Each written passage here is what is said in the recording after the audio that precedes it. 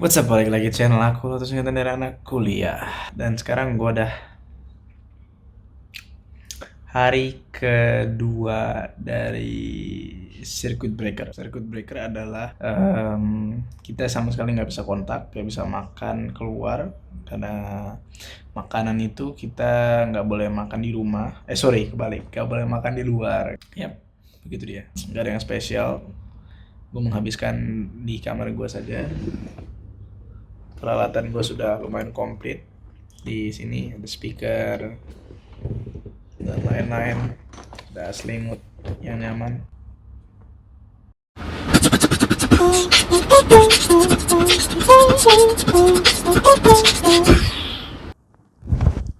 Cek. Oke guys, gue baru ganti ganti mikrofon. Tes. Oke. So ya guys, di tengah-tengah corona kali ini gue bakal pakai waktu luang gue yang terlalu banyak untuk cerita gimana dan apa yang kalian perlu persiapkan untuk kuliah ke luar negeri. Well, gue udah banyak bikin sebenarnya video. Sebelumnya udah ada tentang bagaimana kita bisa kuliah ke luar negeri, tips triksnya, dan banyak lagi. Cuma masih banyak yang nanya guys, masih banyak yang nanya gimana, apa yang perlu dipersiapkan. Tapi bukan ke yang mainstream ya. Kalau yang mainstream kan udah pada tahu dong biasanya. Yaitu pertama rapot belajar E-level, lalu IELTS, TOEFL, belajar buat esai dan lain-lain. Itu semua ada di video-video gue sebelumnya. Dan biasanya orang tuh udah tahu karena itu standarnya begitu. Oke, kita langsung masuk aja guys ke apa yang kita perlu persiapkan ya. Jadi menurut gua yang paling penting itu pertama kita harus tahu apa yang bakal mereka ujikan. Oke, mungkin selain tadi ada rapot, ada esai, ada IELTS, di luar itu semua ya, itu tentang gimana kita belajar untuk ujian, ya kan? Jadi tips yang pertama itu menurut gue adalah kalian harus tahu apa yang diujikan di universitas tersebut. Contohnya waktu gue itu NUS itu adalah UI, ada Universitas Entrance Exam-nya, itu tentang E-level dari Cambridge Curriculum. Nah, berarti kalau kita bisa itu, ya kita pasti diterima, gampangnya gitu kan. Nah, berarti fokusnya adalah gimana kita bisa cari tempat belajar atau yang ngajarin E-level, Cambridge Curriculum dan lain sebagainya. Oke, itu tips yang pertama guys. Nah, lanjut lagi, itu adalah ini banyak yang nanya, Bang, gimana kalau gua begini, gue itu orangnya begini, dan kira-kira gue bisa nggak kira-kira untuk masuk ke NUS? Yang selalu gue jawab adalah coba aja dulu, karena gue pertama nggak bisa bilang lu pasti keterima atau lu pasti gagal. Jadi menurut gue coba aja dulu. Itu yang gue lakukan dulu. Gue dulu bukan termasuk yang terpintar di sekolah gue, dan banyak yang bilang kayak, wah di sini sekolahnya susah, bagaimana, banyak orang pintar yang juga apply, mungkin banyak yang di atas kita. Tapi kalau semuanya berpikir kayak gitu guys, pasti akhirnya kayak yang paling pintar juga merasa dia nggak pintar. Akhirnya sampai kayak yang paling atas juga nggak ada yang daftar.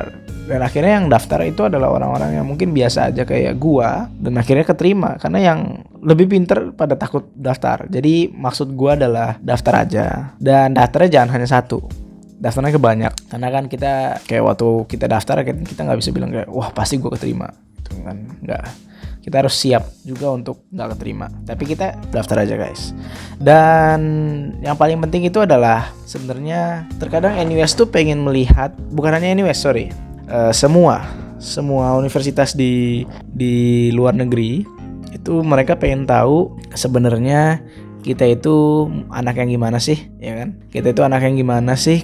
Maksudnya itu adalah apakah kita orang yang tipenya belajar, katakan nilai kita bagus nih, apa kita kutu buku, ya kan? Atau kita yang sosialita, ya kan? Atau kita punya pengalaman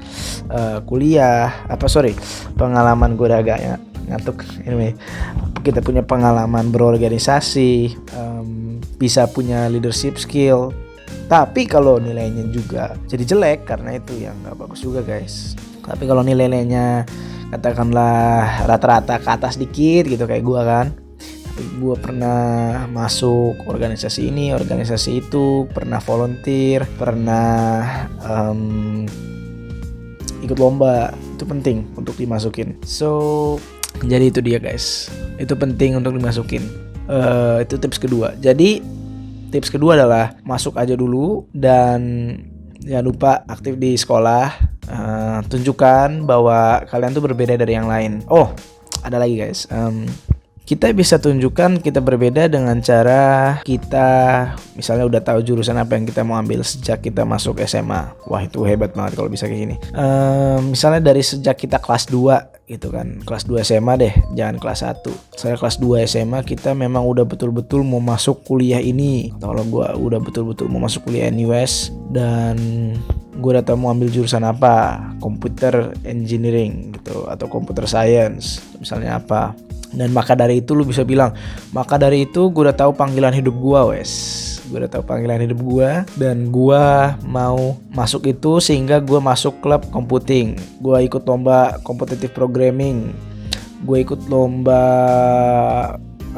coding ya kan, hackathon, bla bla bla bla bla.